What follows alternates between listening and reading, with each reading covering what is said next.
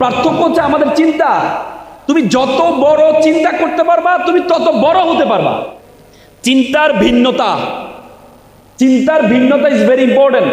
মনোবিজ্ঞানী mister Black একটা চমৎকার কথা বলেছেন যে আমরা প্রতিদিন 70 থেকে 80,000 বার চিন্তা করি। সে 70 থেকে 80,000 বার চিন্তার মধ্যে আমাদের চিন্তার প্রায় 90% চিন্তা হচ্ছে নেগেটিভ। আমরা সবসময় নেগেটিভ চিন্তা করি। তুমি যদি নেগেটিভ চিন্তা করো তাহলে তুমি কখনো সার্ভাইভ করতে পারবা না। বাংলাদেশের ইতিহাসে আমার জন্মের পর থেকে একটা সাধারণ মানুষের জানা যায় মন্ত্রীও ছিল না, সে কিন্তু এমপিও ছিল না, না ছিল মন্ত্রী, না ছিল এমপি, না ছিল রাষ্ট্রপ্রধান। ঢাকা বিশ্ববিদ্যালয় থেকে, আমার বিশ্ববিদ্যালয় ছোট ভাই বিশ্ববিদ্যালয় থেকে পড়াশোনা শেষ করেছে, একটা ছেলের জানা যায় আমার জন্মের পরে এত মানুষ আমি কখনো দেখিনি। তার মানে কিসের জন্য বলো তো? তার চিন্তার জন্য, আধিপত্যবাদ বিরোধী চিন্তার জন্য। আমি একটু আগে একটা হাদিস পড়ছিলাম, হাদিসে বলা হলো কেউ যদি শুক্রবারে মৃত্যুবরণ করে তার জন্য নাকি কবরে আযাব থাকে না। হাদি আহত হয়েছে শুক্রবারে, আবার শহীদ হয়েছে শুক্রবার রাতে। তার মানে আমরা ধরে নিতে পারি আল্লাহ তাআলা হাদিকে শহীদ হিসেবে কবুল করবে এবং জান্নাত নসিব করে। সবাই বলো আমিন। আমাদের একটাই স্লোগান হবে, আমরা সবাই হাদি হব, এই দেশকে সুন্দর করব। শুধুমাত্র হাদির জানাজায় লক্ষ লক্ষ মানুষ হওয়াটা হাদিকে সম্মান দেওয়া নয়। উহুদ যুদ্ধে রাসূল করিম সাল্লাল্লাহু আলাইহি সাল্লাম একটা সময় একটা কলরব উঠেছিল যে রাসূল করিম সাল্লাল্লাহু আলাইহি সাল্লাম শাহাদাত বরণ করেছেন। সকল সাহাবা মন খারাপ করে বসে আছেন, হতাশ হয়ে বসে আছেন। রাসূল শাহাদাত বরণ করেছে।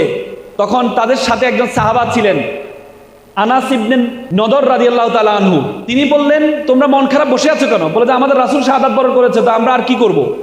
বলে রাসূল শাহাদাত বরণ করেছে, রাসূল যে জন্য শাহাদাত বরণ করেছে, যে আদর্শ বাস্তবায়ন করার জন্য শাহাদাত বরণ করেছে, আমরা আরো যুদ্ধে অংশগ্রহণ করে সে আদর্শের জন্য আমাদের জীবনকে দিতে হবে। সে আনাস ইবনে নদর রাদিয়াল্লাহু তাআলা আনহু একবারে শত্রুদের ভিতরে ঢুকে গিয়েছিলেন। পরবর্তীতে উনি শাহাদাত বরণ করেছেন। শাহাদাতের পরবর্তীতে ওনার লাশ যখন আনা হয়েছে, দেখা গিয়েছে ওনার লাশের মধ্যে 80টা তলোয়ারের আঘাত পেয়েছে। আমাদের সাহাবারা আমাদেরকে শিখিয়ে দিয়েছে শোককে কিভাবে শক্তিতে পরিণত করতে হয়। আজকে হাদি আমাদেরকে শিখিয়ে দিয়েছে যে তার জন্য শোক করলে কোনো কাজ হবে না, দুঃখ করলে কোনো কাজ হবে না। তার শোককে শক্তিতে পরিণত করে আধিপত্যবাদ বিরোধী আন্দোলন আমাদেরকে এগিয়ে নিতে হবে। হাদি কখনো ভাঙতে পছন্দ করতেন না, হাদি গড়তে পছন্দ করতেন। এজন্য হাদি একটা কালচারাল একাডেমি, আগ্রাসনের বিরুদ্ধে একটা একাডেমি তৈরি করেছেন। তিনি বলেছেন সাহিত্যকে সাহিত্য দিয়ে মোকাবেলা করতে হবে, একাডেমিকে একাডেমি দিয়ে মোকাবেলা করতে হবে। তিনি কখনো, যদিও উনার শহীদের পরবর্তীতে বিভিন্ন মিডিয়াতে আক্রমণ হয়েছে, এটি হাদি আমাদেরকে শেখায় নাই। হাদি আমাদেরকে শিখিয়েছে মেধাকে মেধা দিয়ে মোকাবেলা করতে হবে। সেটি সে রাসূলের কথা মনে পড়ে যায়। আল্লাহ রাসূল যখন মদিনা ছিলেন, মদিনায় স্টেট তৈরি করলেন, তখন মক্কা থেকে বিভিন্ন কবিতা দিয়ে ইসলামকে আক্রমণ করা হতো, ধর্মকে আক্রমণ করা হতো। আবু সুফিয়ান একজন কবি ছিলেন, আমির শুআরা বলা হতো, তিনি কবিতা দিয়ে ইসলামকে আক্রমণ করতেন। আল্লাহ রাসূল আনাস বিন সাবেত রাদিয়াল্লাহু তাআলা আনহু, আব্দুল্লাহ ইবনে রাওয়া রাদিয়াল্লাহু তাআলা আনহুকে ডাকলেন এবং ওনার একটা মিম্বার ছিল, যে মসজিদে নববীতে যে মিম্বারে দাঁড়িয়ে উনি বক্তব্য দিতেন, সে মিম্বারের পাশে আরেকটা মিম্বার তৈরি করলেন, যে মিম্বারে দাঁড়িয়ে কবিরা কবিতা আবৃত্তি করবে, কবিতা দিয়ে কবিতাকে মোকাবেলা করতে হবে, আল্লাহ রাসূল বলেছিলেন। সেই সত্যকে ধারণ করেছেন হাদি, কবিতাকে কবিতা দিয়ে মোকাবেলা করেছেন। কালচারাল আগ্রাসনকে কালচার নতুন একটা প্রতিষ্ঠান তৈরি করে মোকাবেলা করেছেন। আজকে তোমরা এখানে যারা হাদির উত্তরসূরি নিজেকে ধারণ করো, তোমাকে মেধা দিয়ে মেধার মোকাবেলা করতে হবে। এবং আরেকটা হাদিস পড়ছিলাম, সেখানে বলা হলো বদর যুদ্ধে যখন শহীদ হলো 70 জন সাহাবী শহীদ হলো, শহীদ পরবর্তীতে দেখা গিয়েছে ওনাদের একজন সাহাবা যিনি শাহাদাত বরণ করেছে, তার মেয়ের বিবাহ, রুবাইয়া ইবনে মুয়াজ রাদিয়াল্লাহু তাআলা আনহা, ওনার বিবাহর সময় ওনারা বিভিন্ন গান গাইতেন। গানগুলো শহীদদেরকে স্মরণ করে গানগুলো গাইতেন, মানে শহীদদেরকে অনুপ্রেরণা নিয়ে গানগুলো গাইতেন। আজকে আমাদেরকে হাদিকে 2-3 দিন 4 দিন মনে রাখলে হবে না। আজকে আমাদেরকে হাদিকে ওন করতে হবে, সেটি আমাদের কবিতা, গান, সংস্কৃতির মাধ্যমে ওন করতে হবে। পারবো তো ইনশাল্লাহ? সে ছাত্র সমাজ, সে শিক্ষার্থী, তোমরা you must mind this is the beginning, this is the very very beginning of your journey. তোমাদের জীবন মাত্র শুরু হয়েছে। তোমাদের জীবন মাত্র শুরু হয়েছে। তোমরা যদি মনে করো এই নরসিংদী জায়গায় তোমরা কম্পিটিশন করবা, তাহলে ভুল করবা। You have to compete not only in Narsingdi city, you have to compete all over the country, you have to compete all over the world, you have to think you are global citizen. তুমি একটা বিশ্ব নাগরিক, তুমি একটা বিশ্ব নাগরিক।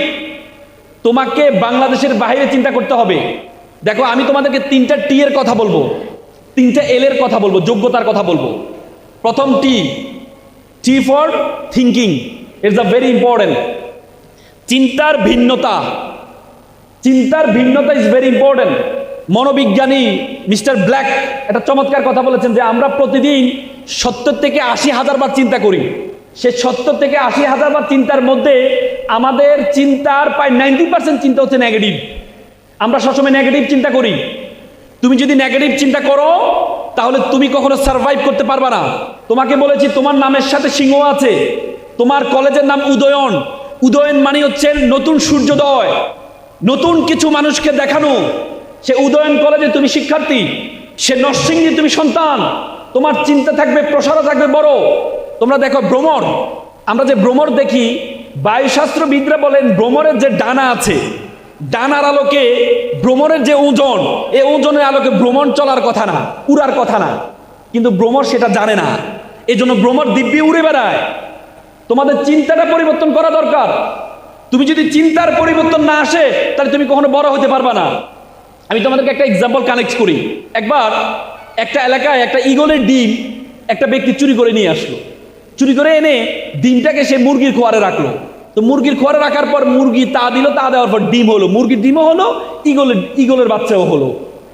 তো ঈগলের বাচ্চা মুরগির বাচ্চা একসাথে চলাচল করে। তো ঈগলও হাঁটে, মুরগিও হাঁটে। ঈগল দেখলো তার মাথার উপর দিয়ে কিছু ঈগল পাখি উড়ে যায়। সে বলে, ইস, আমি যদি এদের মতো উঠতে পারতাম। তখন মুরগি বলে, এই না না, উড়ে না, উড়ে না, উড়া কি তোমার কাজ? উড়া তো আমাদের কাজ না। উড়া কার কাজ? উড়া হচ্ছে ওদের কাজ, আমাদের কাজ উড়া না। ঈগলের বাচ্চা যেহেতু মুরগির বাচ্চা বলছে না না, সে মাথার মধ্যে ধ্যান করেছে যে আমি উঠতে পারবো না। তো সে হাঁটে হাঁটতে হাঁটতে এক পর্যায়ে একদিন গিয়ে ঈগলের বাচ্চাদের সাথে মিলিত হয়। ঈগলের বাচ্চারা উড়ে, সে দাঁড়িয়ে হাঁটে। ঈগলের বাচ্চা বলে, উড়ো। সে বলছে না, উড়ো তো আমার কাজ না। তখন ঈগলের বাচ্চা বলে, উড়া তোমার কাজ, উড়ো তুমি। তখন সে তাদের ইন্সপিরেশন পেয়ে সে উড়া শুরু করে দেয়। তো সুতরাং তোমার আশেপাশের লোকজন বলে তোমার দ্বারা কিছুই হবে না, তোমার দ্বারা কিছুই হবে না। তুমি নরসিংদীতে থাকো, নরসিংদী একটা শহরে থাকো, তোমার দ্বারা কিছুই হবে না। তুমি যদি এই চিন্তা করো তাহলে তুমি কখনো বড় হতে পারবে না। দেখো, আইনস্টাইনের একবার ব্রেনকে চুরি করা হয়েছে। আমেরিকান চিকিৎসক টমাস হার্ভে চুরি করেছেন যে আইনস্টাইনের এত মেধা, তার ব্রেন কি ভিন্নতা কিছু আছে কিনা। পরে চুরি করে দেখে যে আমাদের যে ব্রেন, তার ব্রেন কোনো পার্থক্য নেই। তখন সেই বিজ্ঞানী, সে চিকিৎসক বিজ্ঞানী বলেছেন, আমাদের ব্রেনের কোনো পার্থক্য নেই, পার্থক্য হচ্ছে আমাদের চিন্তা, পার্থক্য হচ্ছে আমাদের চিন্তা। তুমি যত বড় চিন্তা করতে পারবা, তুমি তত বড় হতে পারবা। এই জন্য তোমরা এখানে যারা আছো, তোমাদের প্রত্যেকের চিন্তা হবে অনেক বড়। এই জন্য thinking is the very important. কোরআনে আল্লাহ তাআলা বলছেন, জান্নুল মুমিনিনা খাইরা, মুমিনদের উত্তম চিন্তা করা উচিত, ভালো চিন্তা করা উচিত। আল্লাহ তাআলা তোমাকে আমাকে অনর্থক সৃষ্টি করেন নাই, তোমাকে আমাকে আল্লাহ তাআলা অনর্থক সৃষ্টি করেন নাই। আল্লাহ তাআলা কোরআনে বলছে, ওয়ামা খালাকনাস সামা ওয়ামা বাইনাহুমা বাতিলান, আমি আসমান এবং জমিনে যা কিছু সৃষ্টি করেছি কোনো কিছু আমি অনর্থক সৃষ্টি করিনি। আল্লাহ তাআলা তোমাকে আমাকে অনর্থক সৃষ্টি করেন নাই। তো সুতরাং তোমার চিন্তা হবে বড়। হার্ভার্ড ইউনিভার্সিটির শিক্ষক বলেছেন, ইউ বিকাম ইউর কনভারসেশন।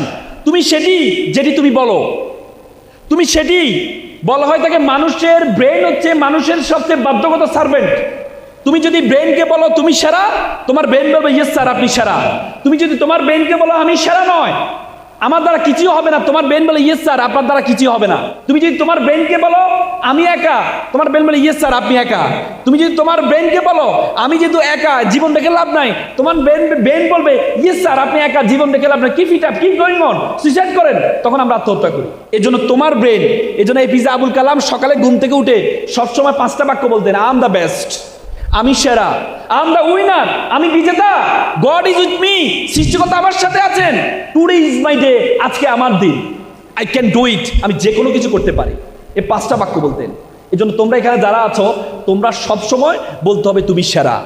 তুমি যদি তোমাকে সেরা না মনে করো, তাহলে আশেপাশে কেউ তোমাকে সেরা মনে করবে না।